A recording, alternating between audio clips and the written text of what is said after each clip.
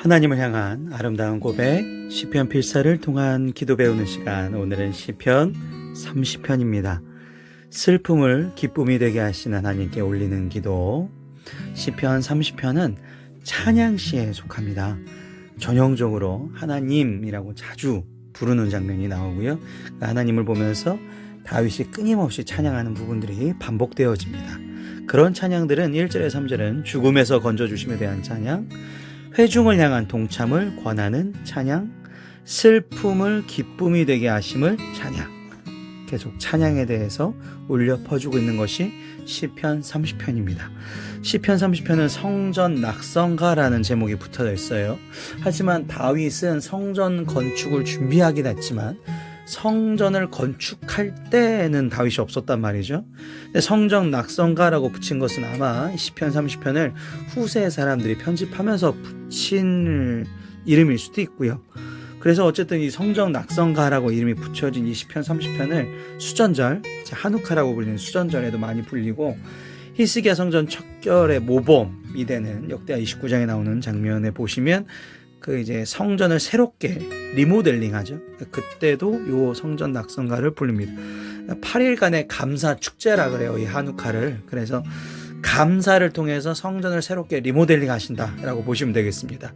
우리의 성전은 여러분이 다니시는 교회가 아니라, 물론 교회도 성전이죠. 하지만 그 성전을 통해서 내 안에 올바른 하나님이 머무실 곳이 완성되어야지는 것이죠. 그렇기 때문에 내 안의 마음을 새롭게 할 때 시편 30편을 부르시면 너무나 좋으실 것 같습니다. 시편 30편, 슬픔을 기쁨이 되게 하신 하나님께 올리는 기도 시작하시겠습니다.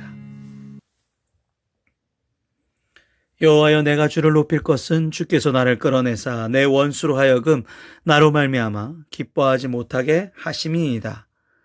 자, 성전 낙성가라 그랬습니다. 이 시편 30편은 분명히 나는 하나님의 자녀, 그리스도인, 주님의 사도임에도 불구하고 그 믿음이 떨어질 때가 있죠. 그러면 내 마음속에는 성전이 무너지고 있는 거예요. 뭔가 잘못되어 가고 있는 것이죠. 이런 영적 분별력이 항상 우리에게 있습니다. 영적 감수성이라 그러죠. 내가 뭔가 잘못되어 가고 있구나. 그럴 때마다 이 성전 낙성가를 부르시는 겁니다. 자, 여호와를 내가 주를 높일 것이, 그것이 주제입니다. 그래서 본시의 주제죠. 내가 어디를 바라보고 있느냐, 초점이 어디에 맞춰져 있느냐. 그래서 마지막에 12절에는 내가 주께 영영에 감사하라고 끝납니다. 그러니까 다윗의 인생 자체가 어떠냐면 구원의 역사를 계획하신 하나님을 계속적으로 기대하고 순응하는 것이 다윗의 인생입니다. 그래서 찬양으로 시작해서 찬양으로 끝나죠. 결국 하나님께서는 우리를 향해서 모든 것을 예외에 놓으셨는데 그것을 순종해서 갈 것이냐, 아니면 내 욕구대로 가다가 벗어날 것이냐, 그 차이에서 고난이 오고 그 차이에서 올바른 길로 가지 못하는 것이 온다는 것입니다. 그래서 1절에는 여호와여, 내가 주를 높일 것은 주께서 나를 끌어내사, 내가 하나님의 길을 계속적으로 가야 되는 이유는 주께서 나를 끌어내사, 첫 번째 구원에 대해서 감사하는 거죠. 그 구원이 뭐에 대해서부터 구원입니까? 병, 그렇죠? 그리고 원수, 여기 뒤에 나오죠. 원수들로 하여금 나로 말미암아 기뻐하지 못하게. 그러니까 나를 소재 삼아서 그들이 기뻐한다는 건데 그러지 못하게 해주신다는 거죠. 그리고 이제 부르짖음에 나를 고치셨나이다. 이제 고치셨나이다가 여러분 제일 많이 들어보셨던 원어죠. 라파에서 온 단어입니다. 라파라는 것은 고치다, 치료하다.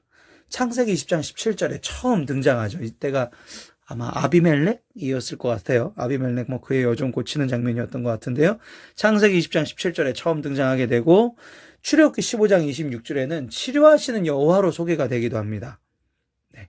그래서 구원에 대해서 감사, 원수로부터 구원, 그 다음 병에 대해서의 구원, 그러면서 이제 이 병에 대해서 구원을 우리가 치유라고 볼 수 있습니다. 치유에 대해서 감사. 여호와여, 주께서 내 영혼을 스온에서 끌어내서 나를 살리사 무덤으로 내려가지 아니하게 하셨나이다. 그러니까 여기서 나를 살리사라는 단어는 새로운 창조가 아니라 생명을 유지하게 하셨다라는 것이죠. 그러니까 나를 지옥 가게 하신 게 아니라, 스올에 가게 하신 게 아니라, 나를 하나님을 믿지 않는 사람들이 모아놓는 그곳에 계신 게 아니라 나를 끊임없이 하나님과 대화할 수 있는 곳에 머물게 해주셨다. 생명을 유지하게 하여 주셨다.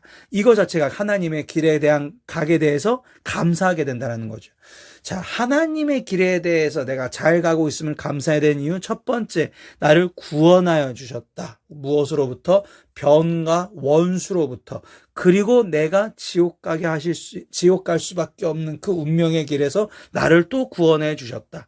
그래서 내가 하나님의 길을 가게 돼야 되는 이유. 그래서 그 길에 감사하는 그런 고백들이 1절부터 3절에 나옵니다. 자, 4절부터 보시면 회중들한테 동참을 권유하고 있어요. 주의 성도들아, 여호와를 찬송하며 그의 거룩함을 기억하며 감사하라. 기억이라는 단어가 너무나 중요하죠. 이 당시에 이스라엘 사람들한테도 그 신앙이나 경건을 그들의 조상으로부터 겪었던 하나님의 역사하심을 기억하는 거에서부터 시작했거든요.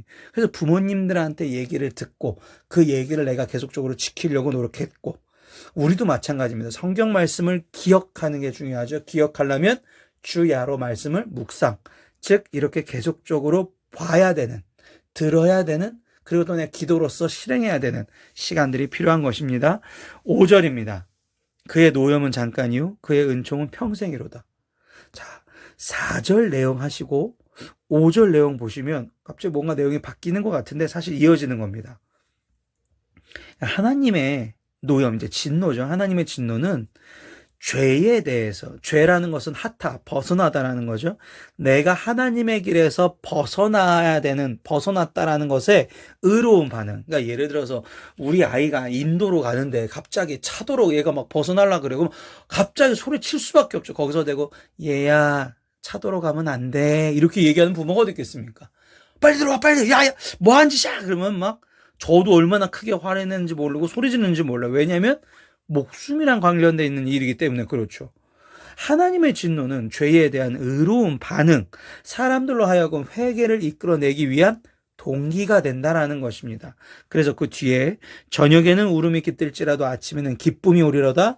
하나님의 진노는 사람들로 하여금 잘못된 길을 버리고 의로운 길을 걷도록 도와주시려는 은총의 하나의 표현이기 때문에 하나님의 진노는 잠깐이다라는 것이죠.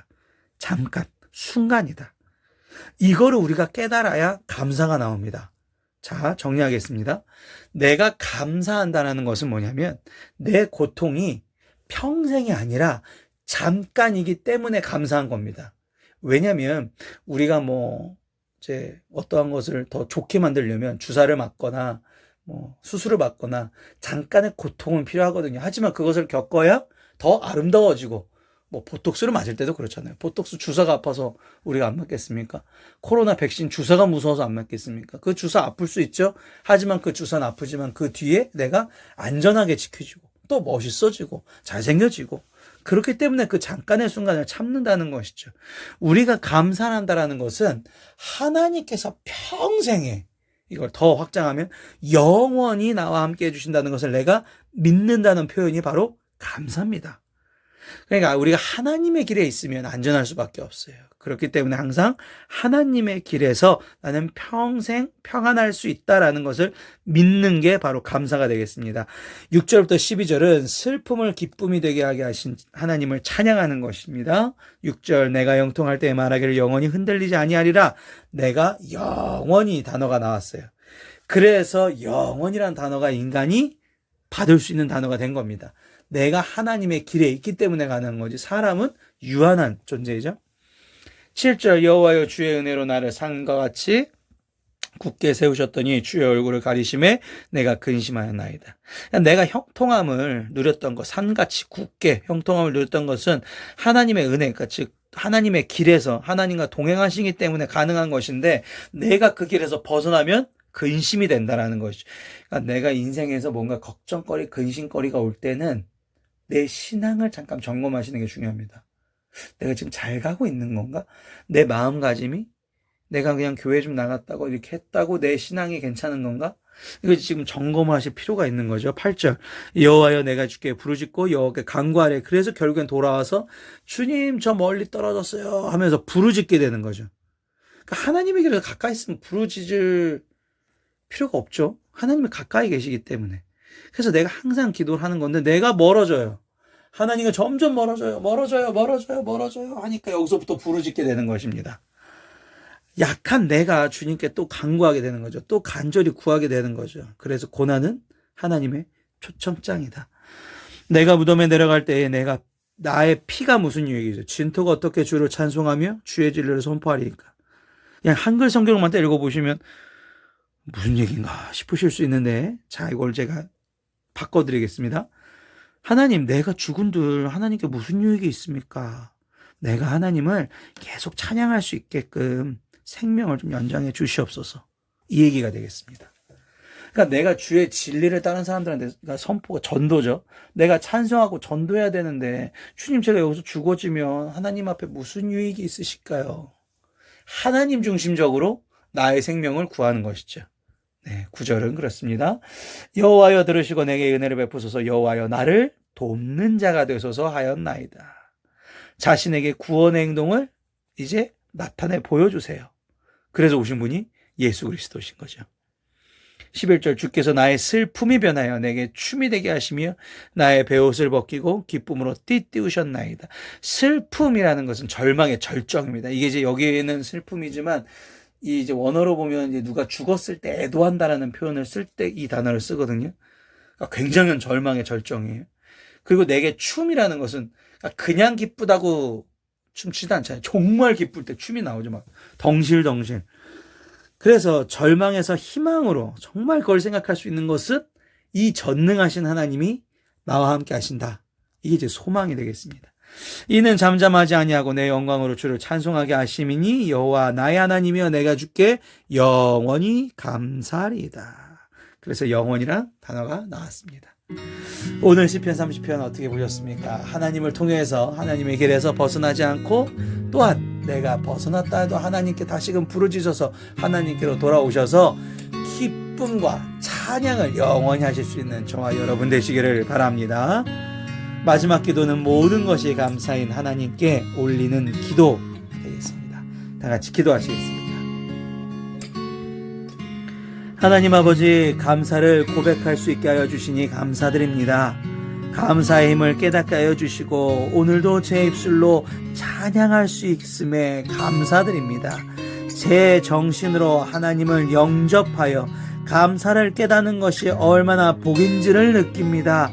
불만에 사로잡힐 때, 불평이 제 입술에 나올 때마다 하나님께서 주신 것들에 감사할 수 있도록 하여 주시옵소서. 저의 부정적인 태도가 주님을 향한 감사를 통하여 긍정적이고 희망이 넘치는 삶이 되게 하여 주시옵소서.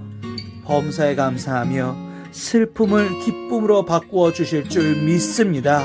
주님을 소망합니다.